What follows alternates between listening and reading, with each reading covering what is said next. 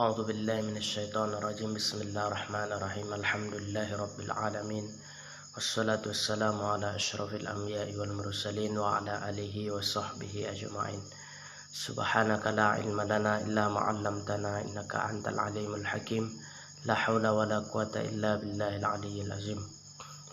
Kita lanjutkan pembacaan kitab Minhajul Abidin pada kesempatan ini, yaitu kita baca sedikit mengenai sambungan yang kemarin, yaitu manzilah takwa. Manzilah ataupun kalau kita ke bahasa Quran, manzilah itu tempat-tempatnya begitu ya kan, tempat turunnya. Maka kita lihat nanti di sini manzilah takwa itu. Bismillahirrahmanirrahim. Summa qalu rahimahumullah. Kemudian ulama berpendapat manazilut taqwa thalathatun. Manzilah takwa itu ada tiga. Manzilah, kalau boleh kita katakan derajat ya kan. Derajat atau kedudukan takwa ada tiga. Pertama, takwa anis syirki. Takwa dari syirik. Takwa dari syirik, yaitu dia sudah bebas dari mensekutukan Allah, ataupun dia sudah bebas dari tidak beriman kepada Allah Subhanahu wa ta'ala. Karena orang dulu masih banyak orang syirik, banyak yang syirik. Mereka percaya Allah, tapi mereka masih memuja-muja patung, memuja-muja pohon-pepohonan, batu besar. Itu syirik namanya ya kan. Dan kalau di zaman sekarang, takwa anis syirik ini adalah syirkul khafi. Bisa juga, karena syirik itu terbagi dua, syirik besar dan syirik khafi, syirik jali, syirik yang jelas-jelas. Kemudian syirik khafi, syirik yang tersembunyi. Saya yakin kalau syirik jali ini, yang namanya orang sekarang kan tak ada menduakan Tuhan, tak ada dia sembah lagi patung, tak ada dia sembah lagi dewa, setan dan lain-lain sebagainya. Mungkin ada pun sudah sangat sedikit lah. Tapi sekarang syirik khafi ini yang susah, syirik yang tersembunyi. Apa itu syirik yang tersembunyi? Banyak modelnya. Contoh kecil, kalau kita masih riya, itu masih syirik khafi. Apa itu riya? Riya itu yaitu ingin dia beramal supaya dilihat orang lain. Artinya berarti dia ingin beramal bukan untuk dilihat Tuhannya. Maka secara halus ini juga sudah masuk namanya syirik khafi, syirik yang tersembunyi. Rata-rata dosa-dosa yang di dalam hati manusia itu cenderung ke syirik khafi. Contohnya hasad. Hasad itu kan dengki. Atau bahasa sekarang SMS ya kan, senang melihat orang susah, susah melihat orang senang. Maka kalau ini kita pelihara, sebenarnya kita masuk ke syirik khafi itu. Contohnya, ada tetangga kita kaya raya, usahanya menjadi terus, apapun yang dia buat jadi berkah. Maka kita hasad. Maka dengan kita hasad sama dia, berarti kita hasad atau tak suka kepada pemberian Allah Subhanahu wa ta'ala. Karena siapa yang memberi dia nikmat yang banyak? Ya tentu Allah, pemilik alam semesta. Maka disinilah kalau masih kita pelihara hasad, maka kita masih syirik khafi namanya. Maka disinilah beratnya nanti manzilah takwa ini, takwa anis syirki, takwa dari syirik.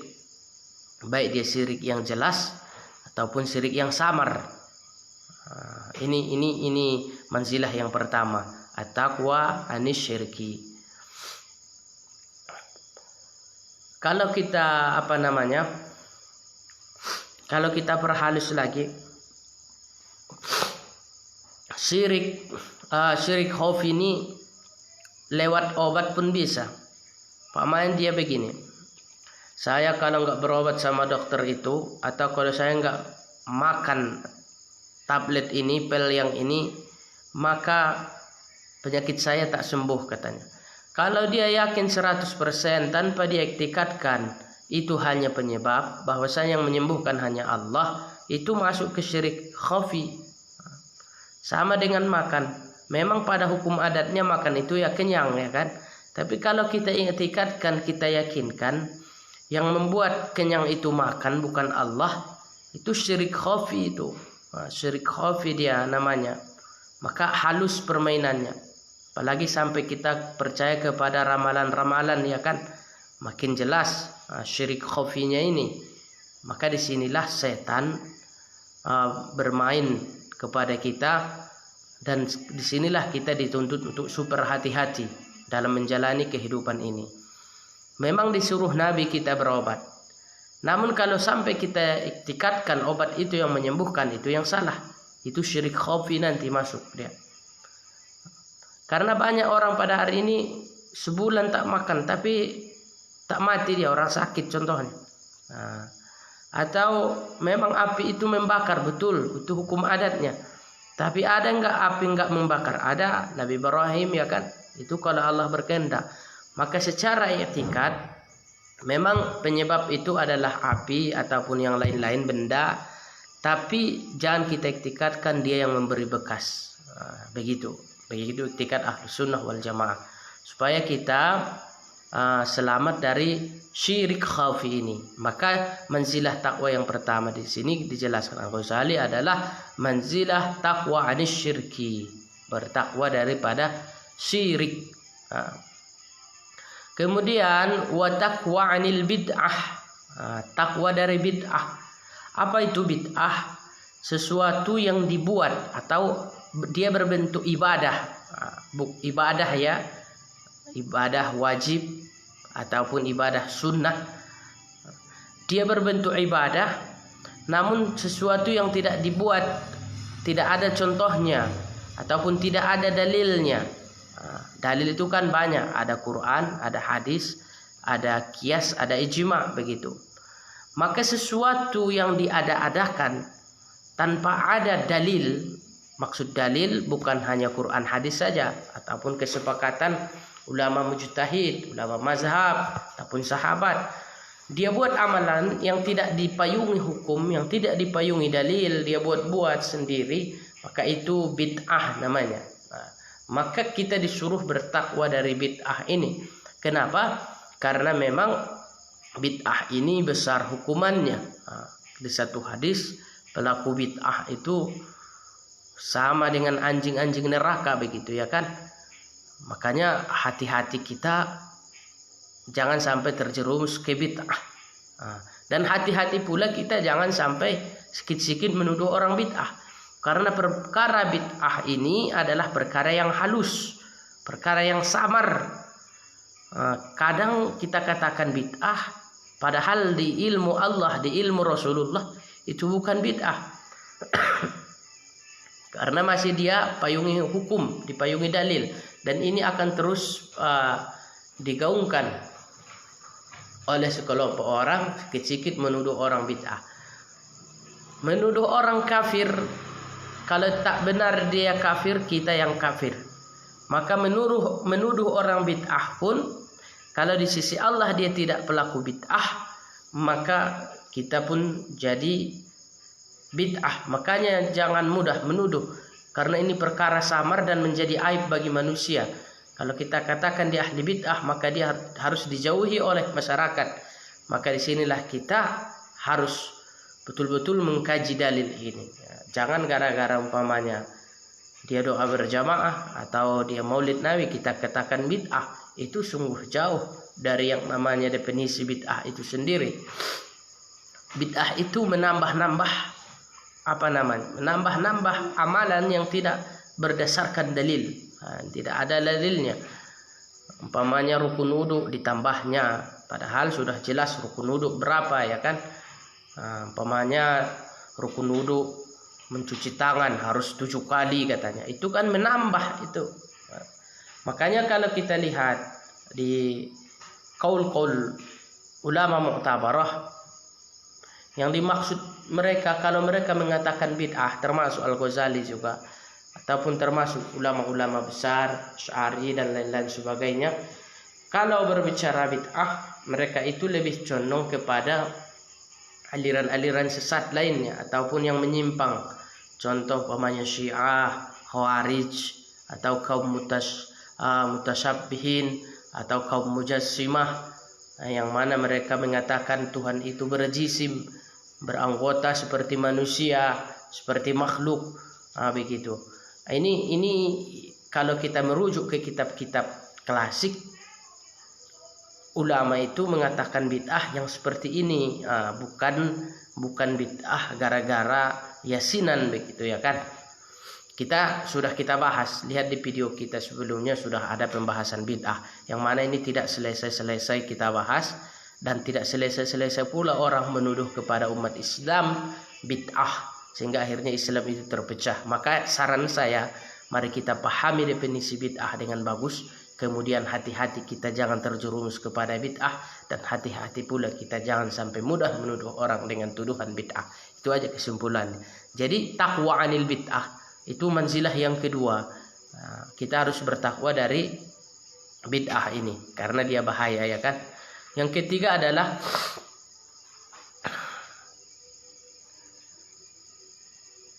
wa taqwa anil ma'asi al-far'iyah, takwa dari maksiat-maksiat yang cabang. Apa itu maksiat yang cabang? Banyaklah.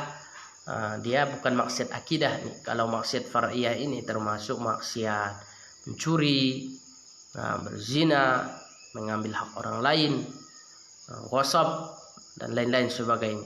Ini maksiat far'iyah. Jadi itulah manzilah takwa anil syirki, takwa anil bid'ah, takwa anil ma'asil al-far'iyah, maksiat yang cabang. Wa laqad zakaraha Allah Subhanahu wa taala fi ayatin wahidah. Dalilnya kenapa Imam Ghazali membagi manzilah takwa dengan 3 ini? Dia berdalil dari ayat ini, dia berdalil.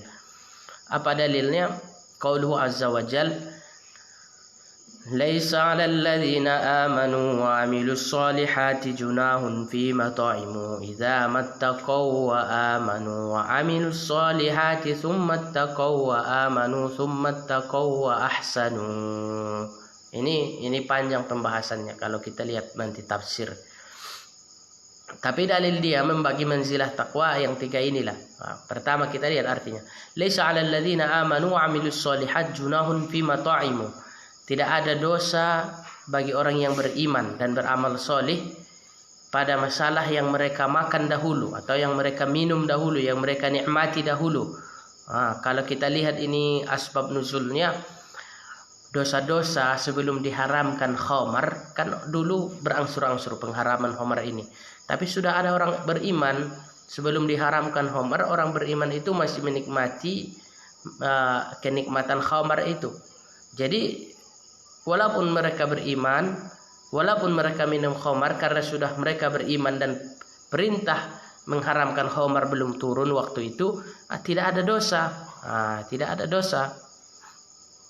Itu derajat yang pertama ya kan, karena mereka waktu itu perintah belum banyak, perintah wajib, perintah sunnah belum banyak.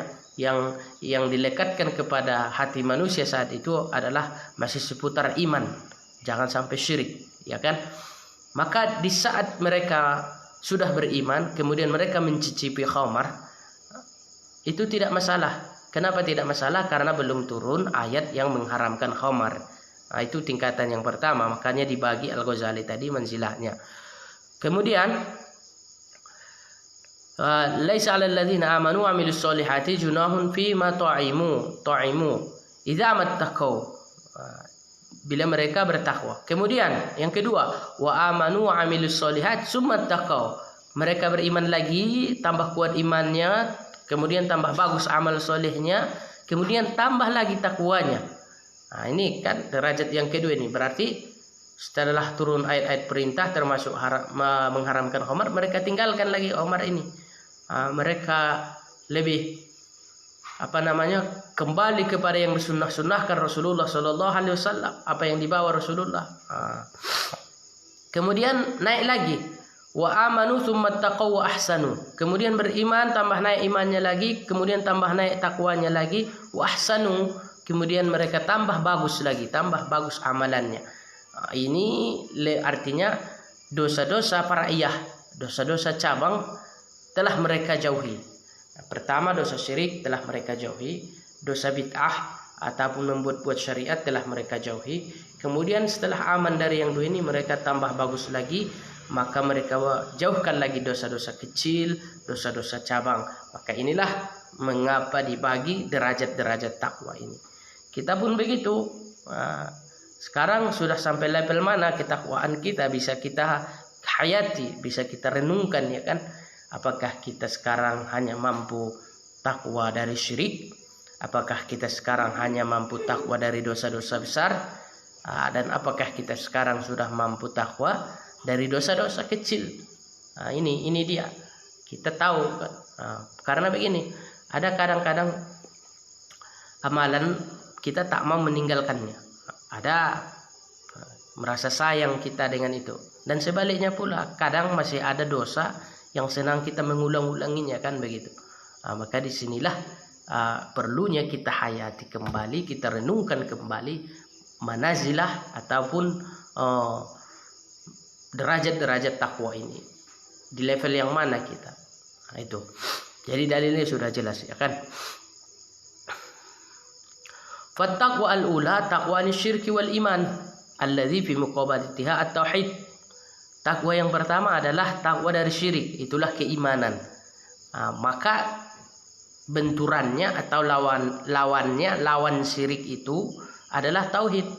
Kalau sudah bagus tauhid, insyaallah tak syirik.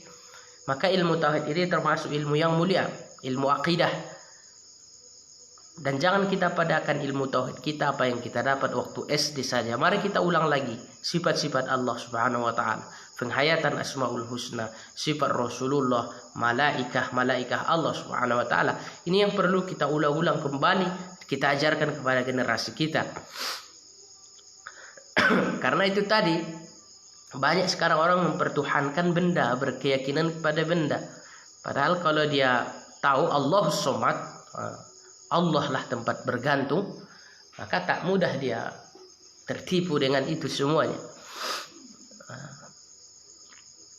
Kemudian wattaqwa tsaniyah, takwa yang kedua, anil bid'ah wal iman alladzi dzukira ma'a iqraru kulis sunnah wal jamaah. Bertakwa dari bid'ah. Maka takwa dari bid'ah ini kan jelas di sini seperti yang saya sebutkan tadi. Maka untuk melawan takwa dari bid'ah itu adalah berpegang teguh kepada akidah Ahlus Sunnah wal Jamaah. Maka dari sini dapat kita pahami bid'ah yang dimaksud oleh ulama-ulama salaf bukan itu tadi, bukan perkara-perkara kecil itu seperti zikir berjamaah, maulid, bukan itu, yasinan. Yang melenceng dari akidah Ahlus Sunnah wal Jamaah, itulah sebenarnya bid'ah itu. Kalau menurut ulama-ulama salaf, menurut ulama-ulama yang berkompeten atau abad tahun 500-an, tahun 400-an, begitulah. Sama dengan pendapat Al-Syatibi dalam kitab Al-I'tisamnya, kan. Imam Al-Syatibi mengatakan yang bid'ah itu kaum mujassimah yang menjisimkan Tuhan. Mereka mengatakan Tuhan itu punya masa, punya tempat, dan lain-lain sebagainya. Maka kesanalah. Maka dengan kita pegang akidah Ahlus Sunnah wal Jamaah, maka selamat kita dari bid'ah ini. Berarti kita sudah takwa dari bid'ah namanya. Apa itu akidah Ahlus Sunnah wal Jamaah? Semua orang memperebutkan nama ini. Semua orang mengaku akidah Ahlus Sunnah wal Jamaah.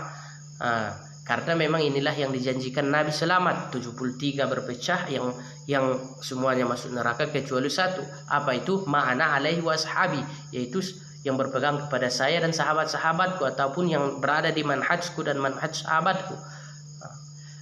Maka disinilah orang berebut ke sini.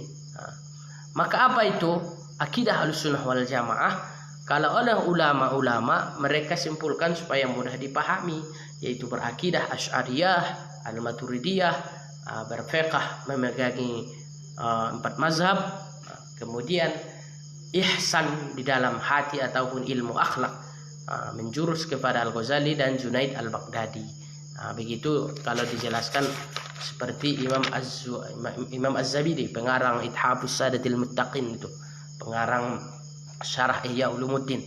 Mereka berpendapat seperti itu, dan banyak lagi seperti kitab Tanwirul Qulub, Amin Al-Qurhi. Mereka mengatakan seperti itu juga supaya mudah dipahami. Kenapa harus Asy'ari? Kenapa tidak disebut langsung akidah Nabi? Karena di waktu itu sedang kacau-kacaunya akidah, maka Imam Asy'ari dan Al-Maturidi lah yang mampu menggabungkan antara sunnah, hadis-hadis Rasulullah SAW dengan dalil-dalil yang ada. Oh, inilah kesimpulan akidah itu. Begitu. Bukan berarti kita kultus sama Asy'ari, tidak. Jangan begitu maksudnya. Sama dengan kenapa kita bermazhab? Ya karena pada hari ini tak ada orang yang mampu ijtihad, mujtahid. Kalau mampu silahkan. Dan syarat mujtahid itu tak mudah. Pertama, memahami logaritma bahasa Arab, semua kaidah bahasa Arab, mantik, balaghah, bayan, ilmu badi', ilmu nahwu, sharh, semua. Kalau udah mampu ke sana, tahu nasih mansukh, tahu mutlak, tahu muqayyad, tahu am, tahu khas, silahkan. Tapi pada hari ini belum ada kita lihat mazhab baru. Itu menunjukkan ilmu manusia tidak sampai seperti ilmu mazhab yang 4 di bidang menggali hukum itu. Bukan berarti kita mengkultuskan mazhab yang 4 atau mazhab Syafi'i umpamanya, tapi karena kita tak mampu. Fas'alu ahla dzikri in kuntum la ta'lamun. Kembali ke situ. Tanyalah yang tahu bila kamu tidak tahu. Siapa yang tahu? Ulama, al-ulama warasatul anbiya. Begitu ya kan? Maka mari kita pegang akidah Ahlussunnah wal Jamaah ini, maka insyaallah kita selamat dari bid'ah.